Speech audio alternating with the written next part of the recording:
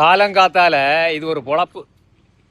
Service விட வந்தா service விட இல்ல, வண்டி எடுக்க வந்தோம், வெயிட் பண்ண வச்சுட்டாங்க.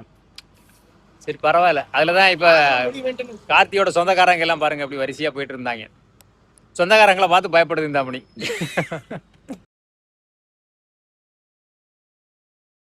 எனக்கு சொந்தக்காரங்க பாதி பேர், என் சொந்தக்காரங்க பாதி பேர்.